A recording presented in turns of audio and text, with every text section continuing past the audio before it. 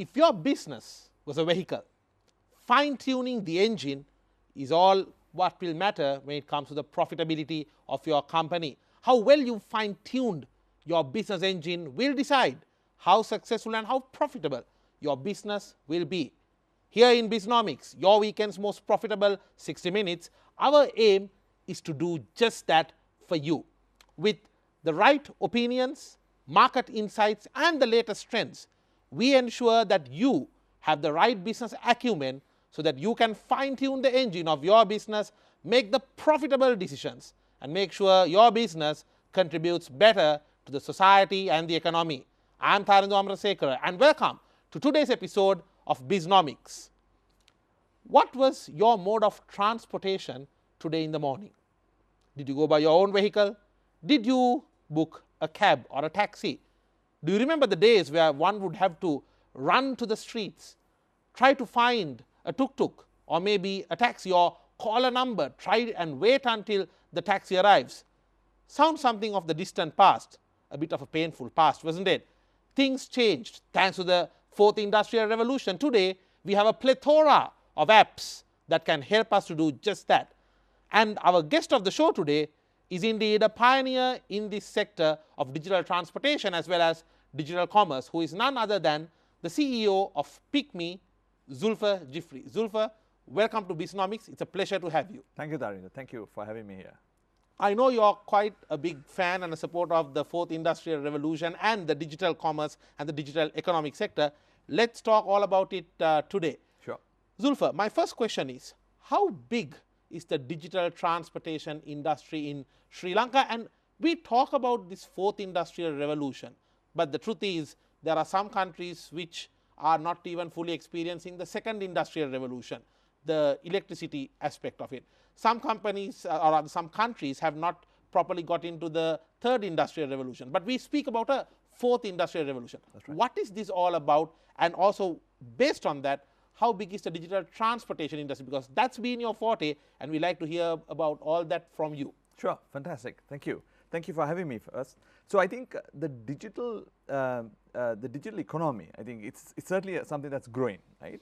And I think we expect the digital modes to touch every part of every industry, right? And I think we've seen through the desktop era to the mobile phone, and now it's touching the offline world. And I think transportation is one of the industries that are now changing. And I think, for example, industries like healthcare and other industries will now start to see digital innovation taking over some of the traditional ways of doing business, right? Now, just to talk about transportation, right? Now, transportation is a huge industry, right? If you take our country, 40 to 50% of our GDP is driven by transportation and logistics, right? So that's a broad area, sea, land, air.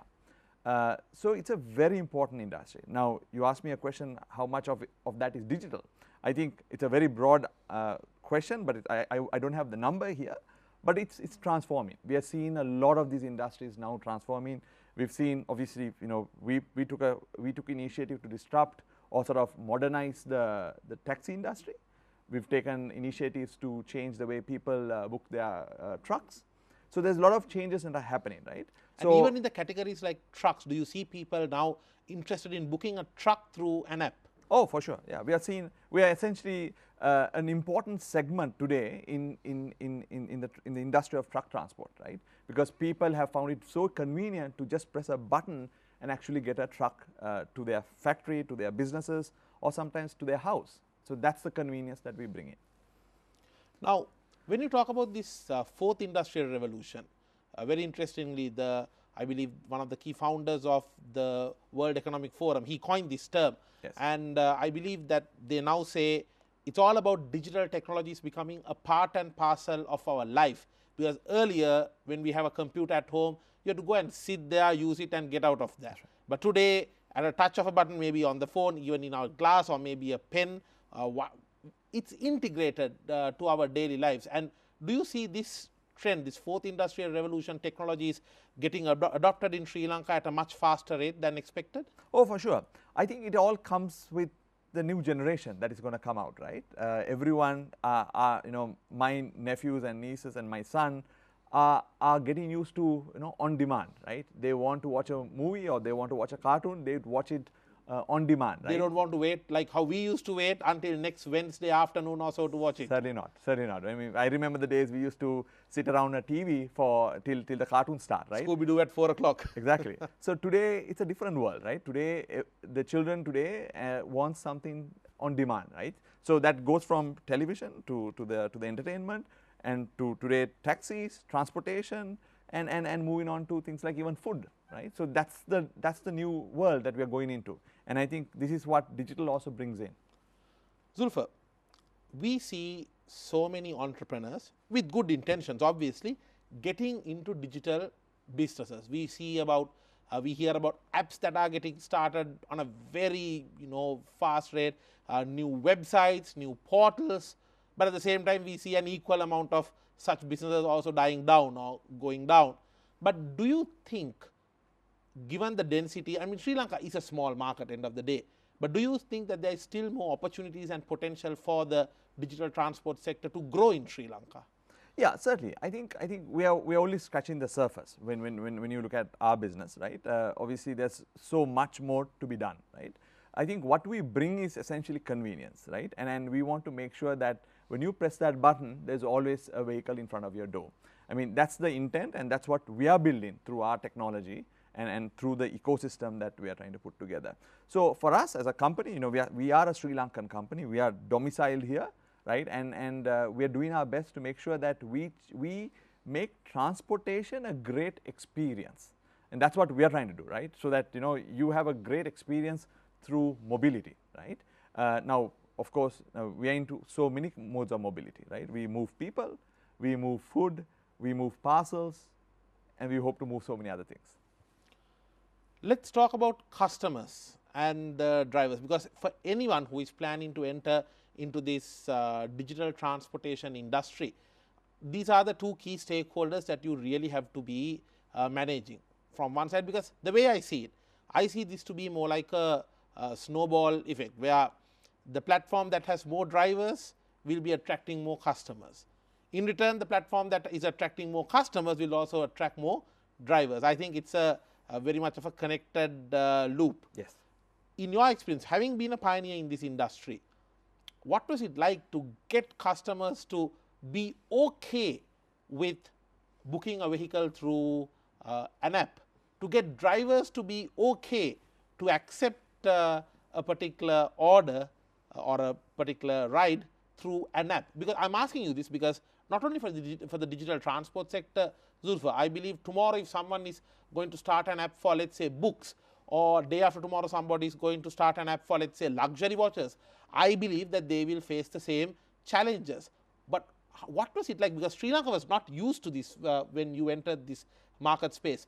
What was your experience? Yeah, I think the experience was fantastic, right? It was for us roller coaster ride. Of course, that's the word.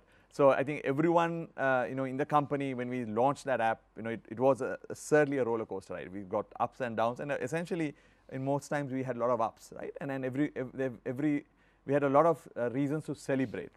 So I think for any founder or for any entrepreneur, I think you build your business around your customers, right? I think that was a key for us as well, right? And I think any business, that's the most important thing. And we made sure that even on digital platforms. Even digital platforms, yeah. I think finally it's about your customer, and you should be able to build products that will give them a great experience, right? And solve a major problem, ideally. Of course. Solve that problem and ensure that you make his life a lot more easier. And that's the very reason why we were so successful. So initially the market reaction, were they okay with it, or were they a little hesitant? And what about the drivers, getting these people become okay to be a partner and become okay to accept these rides? How was that? Because I believe to a large extent when this was started, we didn't have a lot of tech-savvy drivers. That was not the case. Yeah. So I believe this would have probably involved a lot of education as well. Sure. Educating the stakeholders. How was that experience? Oh, that was a great experience, right? So I think essentially, when we started it, we had to literally, get those drivers to our officers and essentially tell them what they need to be pressing. How to use a smartphone. Exactly. So there was a lot of hand-holding that had to be done.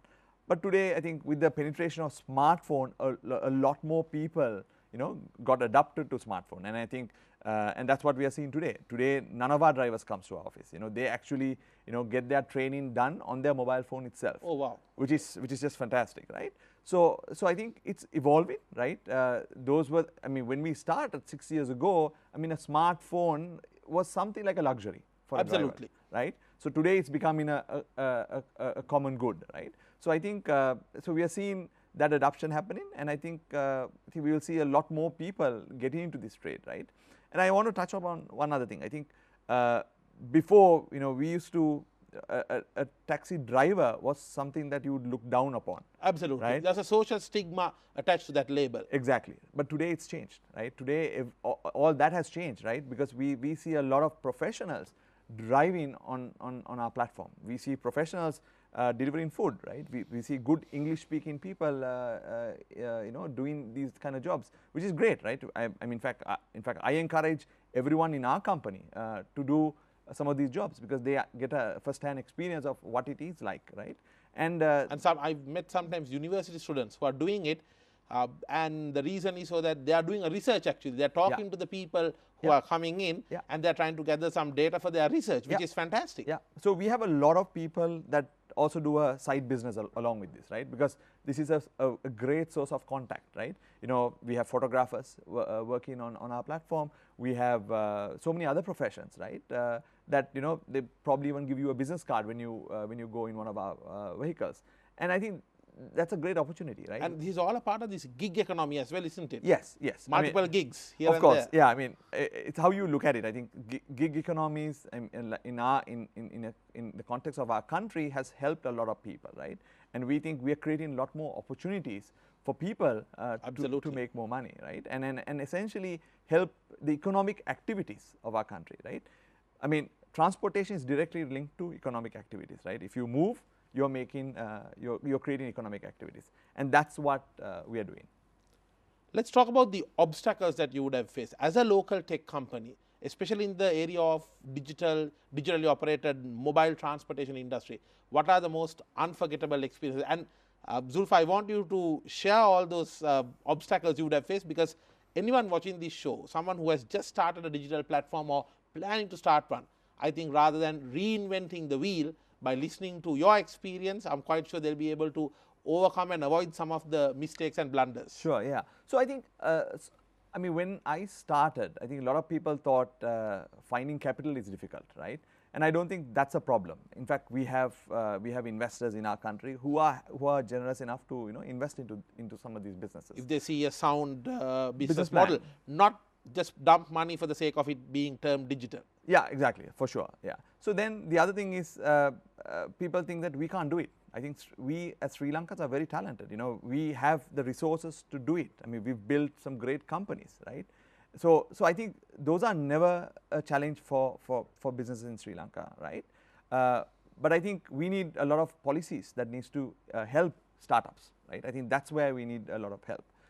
We need recognition in this startup ecosystem, so that the governments, the necessary departments recognize us, right? So today, getting a loan is a very difficult thing for a startup, right? So I think frameworks needs to be built so that they're given a chance, right? And I know that a lot of startups, because of the last pandemic, had to close down, right?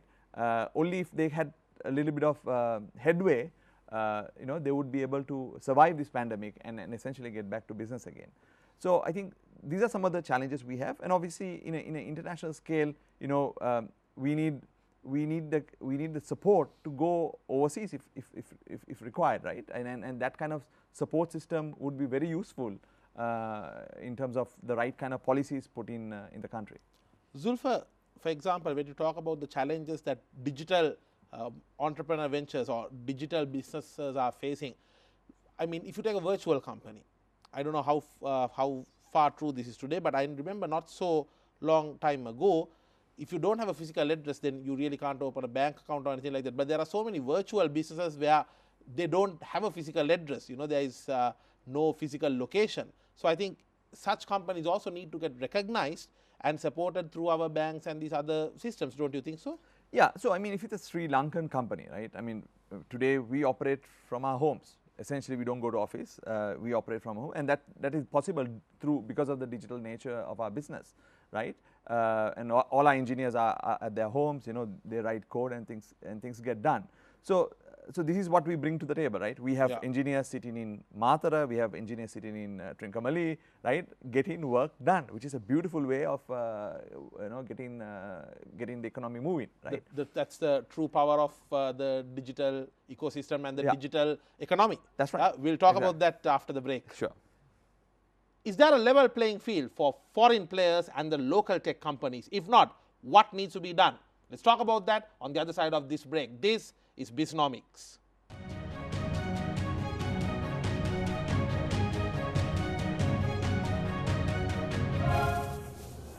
Welcome back to Bisnomics. We are in conversation with Jiffry Zulfer regarding the digital mobility sector, the digital transportation sector of Sri Lanka, and what policy decisions we need to strengthen this sector and make it a better contributor to the Sri Lankan economy. Zulfer, now when you are talking about a digital economy, essentially it's a boundaryless world, not like going and putting a physical shop or factory. For example, the app may be running from country A, or we'll take example, let's say the app is running from a server in India, the app has been made by a company in, let's say, Germany, the data is being stored in, let's say, a data warehouse in the US. It's a completely borderless, boundaryless world. Now, in a scenario like this, it's natural, I believe, for so many foreign apps, foreign players also to enter into the local market space, and they get to be a part of the local economy action. Yes, some jobs get created. Yes, there is some economic benefit as well. But from a business to business perspective, at a B2B level, I personally believe that there has to be a level playing field. In your view, how is it that the Asian countries like India and maybe the other Asian economies, how are they protecting the local tech companies in areas like ride hailing or maybe food delivery? And we see a big trend now towards this concept of what we call ring fencing. Tell us all about it. Yeah, so I think, so this is the, I mean, obviously technology is borderless, right? And you can sort of deploy technology. That's one of the best things about it. Of course, certainly, yeah. So, but certainly there has to be certain, certain controls that needs to come in, right? Now, obviously there's, because the nature of some of these things, because it touches some of the offline worlds, right? Now, if you take a company like us, we are physically in this country, right, in Sri Lanka. So, we are liable to everything that we do here, right, in terms of our data, in terms of paying taxes to the regulatories. When you say our data, it's the data of the Sri Lankan citizens. Yes, yeah, in terms of consumer rights, right. So, we are liable as a Sri Lankan company, right. Now the disadvantage that happens to us is that when you have non-domicile companies coming in and operating here, they are not liable for any of this, right, which puts us as the local startups at a disadvantage, right. So this has been, I mean, this is not just a Sri Lankan case, this has been a case across the world, right. A lot of the emerging markets have had this issue, right, and obviously there are certain controls that are being placed by different countries. I don't have, I mean, there are so many case studies around the world, right. Obviously, they're talking about digital services tax, you can't, obviously some large countries don't allow non-domicile companies to operate, right. We've seen that in China, we are now seeing this in India. So these are things that have been taking place right now. They kind of say that China and India are almost building their own internet. Exactly, yeah, that's right. So I mean, because they are on their own a different world, right? Yeah, and they have the numbers to support that as well. Of course, yeah. But I think in our country, I'm not saying that we should put walls up to protect it, but I think we have to have an equal level playing field. If that's the least that the policymakers can do, we need to have that so that we can also benefit out of it as entrepreneurs, as businesses, so that we can also one day be able to. I mean, if we do well here, we have the opportunity to go overseas as well, right? And that becomes a great foreign exchange earner for the country. But that's at the same time, I think by helping build the local digital services or the sectors, you end up being self-sufficient, right? You don't have to depend on foreign platforms to do this, right? So it's evolution, right? And as we build this, it's the people that are going to build a lot of intellectual property, right? It's the people that are going to learn out of this and be able to, go to the next step, right? And just to interrupt, when local entrepreneurs, let's say especially the digital entrepreneurs, when they see that there is some kind of support, some kind of better protection and a safeguarding of the local tech companies, it will motivate them and encourage them more to really invest and develop something, because they know if they put up a sustainable, good digital business model, that they are being safeguarded, don't you think? Oh, for sure, yeah. I think it goes a long way, right? I mean, if entrepreneurs see an opportunity, right, first they're going to invest themselves, right? We have a lot of Sri Lankans overseas. I'm sure they will be happy to come back to the country. That's one. Then when you create a market, right, you have an investment opportunity, right? Then you've got, of course, the local investors invest in, and then you've got foreign investments coming in, right? So that's itself, it's an opportunity, right? And if all that goes well, companies that are pretty strong and have built great products would look overseas, right? So that's a natural way of building this digital economy, and right? we're talking about large amounts of foreign reserves in that case. Exactly, and the rate of, the opportunity is great in this fourth industrial revolution, right? Is that, because if you build something really good, you can essentially go all over the world, right? And that's what we've seen from companies in the Silicon Valley. We're seeing companies from Bangalore, right? So these are some of the ways that as a country could benefit if we get this right. Now, especially in some countries, you get this problem where when foreign operators come in, it can be in the transport area, it can be social media area. Now, when they come and when they start operating, they just earn money from that economy, but sometimes they don't really care much for the data protection. They don't pay the taxes, and then here you get a local company that has to pay the taxes, that has to adhere to all the data protection. It clearly puts them on a very unfair ground, don't you think so? Yeah, certainly. So that is the problem that we have, right? So entrepreneurs cannot take off because they have to abide to the local rules, and then you have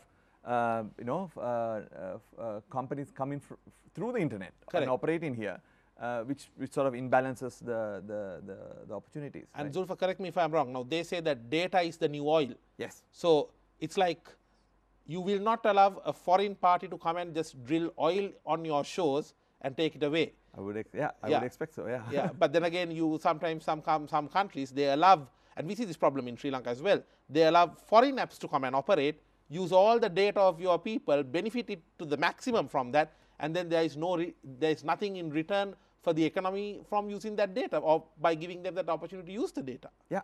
I think that's what is going to happen eventually if certain controls are not put in place, right? Understood. So I think we've come to it's come to an important position, right? As a nation, if we are to take advantage of this this new ecosystem, right?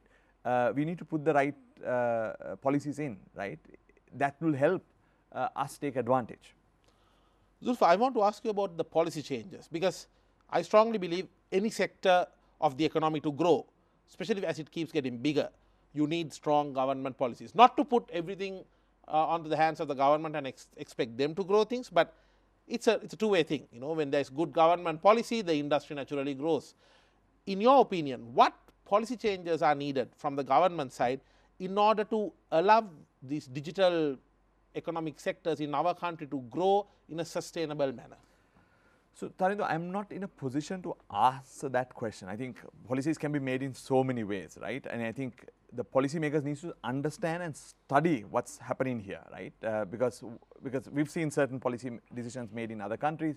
Maybe it won't work for Sri Lanka, right? But I think the policymakers need to understand this and be able to position certain regulations so that the local ecosystem will benefit out of it.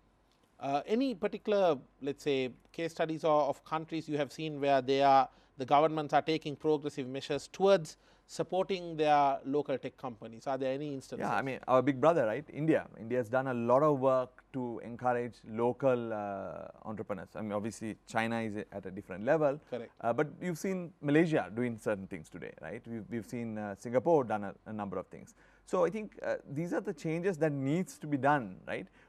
Though we are at 21 million, we are a fairly good economy, right? Right. So we've got a very decent population, and a fairly good GDP, right? Which makes it a very interesting economy to operate in. They usually say that if your demand is sophisticated enough, Yeah. that it will really give you the impetus or the drive to understand what a global demand looks like, Yeah. and you get a good push from your local economy as well Yes. to go and enter into the foreign markets. Do you think that especially from a digital economy viewpoint, do you think that the Sri Lankan economy gives that sophisticated enough, that the right mixture of different demand conditions to get an idea and a feel about the global demand for local digital entrepreneurs? Yeah, I think Sri Lanka has the ingredients, right? I mean, Sri Lanka is being used to test a few things, right? We've got, I mean, if you look at the SEC, we've got a nice spread for you to sort of test a market, right? And I think we've seen it also. I mean, some of the companies that have gone overseas have really tested the waters here. And when you get it right here, then you know how to go overseas. But obviously, those other markets are also very different, right? They have their own dynamics, absolutely. Of course, yeah. So it has their own dynamics, but essentially this is a good springboard for you to say, okay, hey, I've been successful here. Now let's look at another market. Understood. How large is the investment in terms of the technology to run these services? Because any entrepreneur who wants to enter into this field, he may have a working app. It's working very well on the simulator of his laptop. He knows there's a business model out there. He knows there's a demand. But then when you try to take it on a public large scale, that's when you need the big money being spent on the servers, the infrastructure, and so on and so forth. How big is the investment we are looking at? So it depends on the scale that you operate, right? Now, today we serve 3 to 4 million people in the country, right? So obviously that needs a lot of investment, right? We spend a lot of money on engineering, right? Essentially it is the core of our business. We need to make sure our softwares run really well. We can handle thousands of requests every second, right? We can make sure that the data are processed very well, right? So there are many. And is there a lot of investment going into the big data analysis as well? Of course. Data science is one of the biggest things that we do in our company. So we do a lot of investment in that space, right? So, and it's important for us to do that because that's what keeps the business going. And we obviously keep innovating. We have to keep innovating to stay ahead of the business, right? Because the day we say we are not going to innovate, that's the day, probably the end of the business, right? So we just got to keep innovating. And as a young entrepreneur, Zulfer, I believe you would remember the time where you had the idea and you were reaching out to, let's say, investors and saying, hey, look, believe in my model, because probably there's a lot of entrepreneurs right now who are watching this show who are in that phase as well. But from your experience, what does it take to convince an investor, look, this is the next big thing? Yeah, so generally, investors invest on the person, right? Good point. Yeah. Repeat that again. Exactly. So investors invest on the person. So it's about your credibility, right? So I think that's what they want. They want to know that if they put the money on this business, the money is safe. Yeah. Two, it will give them a return. And right? Whether you believe in the business. Yes, that's right. And whether you're capable of executing this, right? The execution is the key, right? So I think first you need to build your credibility, right? I mean, I've been in the entrepreneurship for a long time. I think I was fortunate enough that I met the right kind of people and was able to find the investments that were required. So I think, yeah. So I suppose that answers your question. They invest in the person. Yes. And I think when you approach an investor, they would be looking at how good you are. I believe your presentation skills matter a lot in terms of your communication, and at the same time maybe having some of the numbers ready or maybe showing them how the potential is there. I think they look for how well you are aware of the industry as well, isn't it? Yeah, to an extent. I don't think presentation is very important, right? Okay. Right? It's finally, can he or she do this, right? I mean, some of the investors I've spoken. Can he or she walk the talk? Exactly. Can he or she walk the talk? Because finally, that's what matters. Obviously, numbers and how you go about executing are secondary, right? And if you really, if you're credible and this business model that you brought has scope, has opportunity to grow, I think anyone would put money into that kind of business. Absolutely. How did the pandemic have an impact on this sector? Let's talk about that after this short break. This is Bisnomics.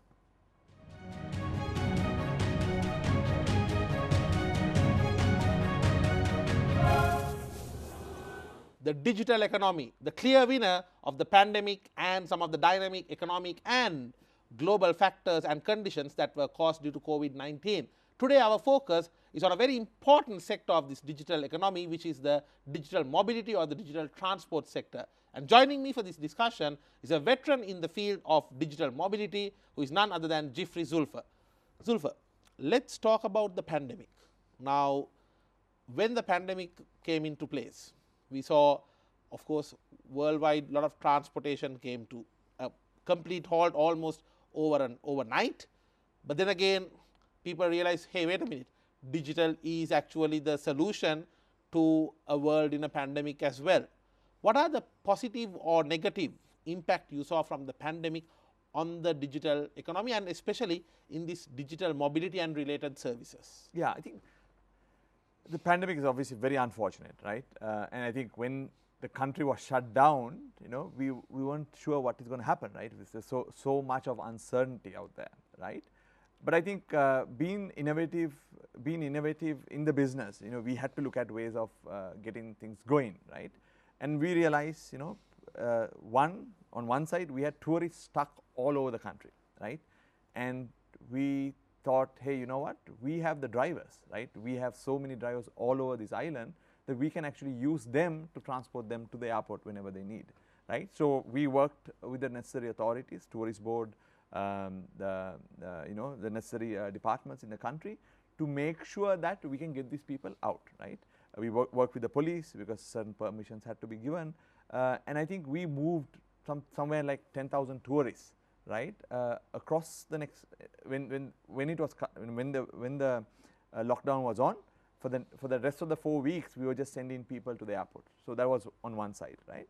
So there was an opportunity to a certain extent. Yeah, I mean, I wouldn't call it an opportunity, but okay. it's helping. It's a need. It was a need. It was a need at that time, okay. right? I think I'm happy that we were available to do that. Excellent. Right? If we were not available to do that, I can't imagine how they would have to be transported to the airport, right? For sure. Because here are tourists that have experienced our country and they are now going back to their countries. Now we don't want them to talk bad about us, yes. right? So we made sure that you don't want stories about how people are stranded without being able to get to the airport. Exactly, yeah. So and I think we had a fantastic driver base, right? Our driver partners were fantastic because they didn't want to charge anything extra, right? Oh, wow. So they stuck to the same tariff rates that we were driving on, and they moved everyone to the airport. I think we were very fortunate that we had that kind of people to help us through this exercise. Well done. Thank you very much. So the second was groceries, right? People wanted stuff to be delivered to their homes, right? Talk about it. Talk about it. Right? So then we thought, hey, you know what? We should be using our platform to get the essentials delivered to their homes. And we signed up with the necessary departments immediately and said, you know what? We have so many people on the road with their bikes and all that. We can get this done. And I think the necessary departments gave us the permissions. And within few days we got deliveries going, right? And I think we've had some fantastic praises about what we were doing, and obviously not just getting groceries, we even got things like a typical gas cylinder to the house, because people were all stranded and trying to survive. And the consumption levels were also quite high because the entire family was at home probably after a long time. Exactly, yeah, exactly. So this was it, right? It was an unforgettable experience, right? Because we at that point, I mean, coming to think of it, it's already a year now, right? It was a very uncertain time, right? We don't know what this virus was, and there was a lot of unknowns, right? We had drivers who were not so sure whether they are going to be safe, right? How should they go and meet a person, because we never knew much about this virus, right? We were not used to wearing masks or gloves or anything. Exactly. They were saying it was airborne, right? So there were so many uncertainties, right? And we had some courageous people who came out and said, let's get this thing going. And I'm very grateful for the driver partners, right? For our customers that used us at that time, and of course to the employees of the company, that were able to put this together. And Zulfer, from your experience now, especially in a pandemic situation, and after that when people had to really come back, start driving these passengers in and out, I'm sure the drivers would have also had certain doubts, as you very correctly said. So for a digital business, these are all stakeholders. They don't have employees, they have partners, as you very correctly said. How do you really communicate to them and kind of, let's say, control or handle some of those fears and give them the confidence that the business is with them? I'm sure the communication plays a very important role there. How should a digital entrepreneur do that communication? Yeah. So in our world, right, obviously education is key, right? We have to make sure that they are educated. So every time during the pandemic, every time we had a piece of information, we will send it to the drivers. Obviously, we had so many lockdowns that took place. We had to tell them, hey, this area is out of bounds, don't go, right? Or we would, not serve those locations. So we did our little bit to make sure that we keep them educated. But I think we are coming to a position that we have to keep them educated so that they know what to do next, right? And we do a lot of things for our driver partners, right? Of course, they make an earning. We make sure that the earnings are good enough for them. Second, we provide other benefits like insurance, right? And then obviously insurance covers their life. We also do things like helping their spouses. There's certainly a lot of activities that we do. So where the drivers are insured. Yes, that's right. Yeah, because there are obviously a lot of accidents that do take place. Correct. And if they do take, if something happens, there is some coverage for them as well. Let's talk about further value addition, because this digital value addition is something that is being spoken about. But we see a lot of digital entrepreneurs, they try to build a platform and then sometimes stick only to that. Whereas some companies, they go and expand. Even in your experience, you would have had that maybe from the digital mobility to the digital food delivery, etc. But how do you really bring more value addition and value added services that will benefit the customers? Yeah. So I think obviously as a business, we started as a ride hailing company, right? We got a platform out that can get a person from point A to point B, right? And when we were running that business, we realized, oh, you know what, we can now do the same for food. Yeah, exactly, right? And then the same for parcels. Exactly, yeah. So it is an extension of what we have, and I think we managed to build a great platform that allowed us to change things, right? We can quickly scale that platform to do so many other things. I think it's just this. I mean, for us as a company, I think things have just started, right? We think there's so many other things that we can sort of go and touch now, and we want to see how we grow in that in these industries that we are trying to help. Zulfer, now when we talk about digital ecosystems, which I believe your app and so many other apps are, it's an ecosystem. It brings the customer, the bank, the supplier, the rider, everyone together. Yeah. Now, one of the key challenges, as per the World Economic Forum and some of the reports from leading companies like IBM, is that these members or the parties who are involved in these digital ecosystems end up finding what we call backdoors that benefits them and not the company. I'm sure you have enough experience in this, and as passengers, when I've traveled, or maybe if someone who is watching this show would have this experience where they get into a cab and then the cab driver says, okay, look, you know what, I'll cancel this, all right, this is the amount, pay me the amount, I'll take you. Now, here's my question. For a digital entrepreneur who is new, that's a nightmare, because you are dependent on that little bit of money that would come in from each transaction, and when you don't get that, and when this becomes a norm rather than the exception, they end up losing the money and end of the business model as well. So what is your advice to digital entrepreneurs who have such business models and apps and maybe a digital business idea, or how on tackling that kind of problem where the parties in the ecosystem are finding backdoors that creates a loss for the ecosystem? Right, okay.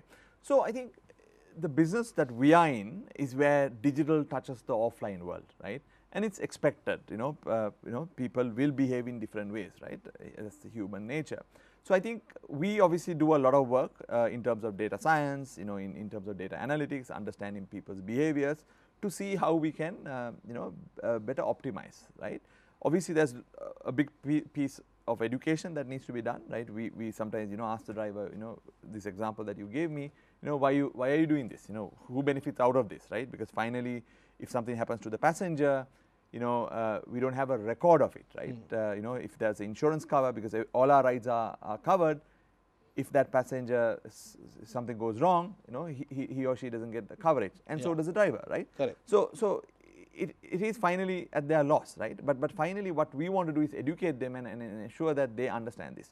Correct. So I think it is evolving. I think people are realizing why they need to be in a platform such as this, because finally they also benefit out of a system like this, right? So just to give you an idea, today, drivers who transact on our platform are able to access financing, right? If they need some loans, they can actually go and show our financial transactions to banks and say, you know what, I am making this kind of money through this platform. So that's a value addition for the drivers. Exactly, right? So they are able to get access to financing. Then obviously they can use that to do other things, right? They could get access to schooling or education or whatnot, right? I mean, we have a number of drivers or some of our partners that go overseas for jobs. Oh, wow. Yeah. So it's building a track record, right? I mean, all of us, we need to build some track record so that you look credible to whoever that you pitch to. On a final note, and I want you to go to the great depth on this, because I know this is something what you are passionate about. What are the changes that you see in the future in the locally operated digital mobility companies? So I think obviously mobility and digital is going to grow, right? In the next 4 or 5 years, we are going to see a lot of changes that is going to happen. Zulfer, let me ask you a little cross question here. Yeah. Do you see the younger generation moving away from that mindset that when you are in your mid-20s, you need to have a car, then only you are established, then only you are settled? Do you see the younger generations moving away from that and happy to go about in, let's say, ride sharing or ride hailing apps? Do you see that as a trend? Oh yeah, I do. Yeah. So we see a lot of people now, leaving their cars home, right? So I mean, we've seen people who probably have 2 cars now sticking to 1, and they rely on ride hailing companies to get from point A to point B. We see a lot of the younger generation not even thinking about investing or owning assets. They just want to be a lot more independent through services like this. Transactional economy. Exactly. I think it's inevitable that's going to happen, and I think and I think it's a beautiful. I mean, it is a. I mean, when I grew up, owning a car was very important. But I think now I'm thinking back. I think owning a car is a big liability, right? For sure. And just living, using resources like this just becomes a very practical way of getting through your life. Because Zulfer, I mean, just to add, what I need is I need to get from point A to point B. Yes. Not a car. Yeah. I just need to move. Yeah.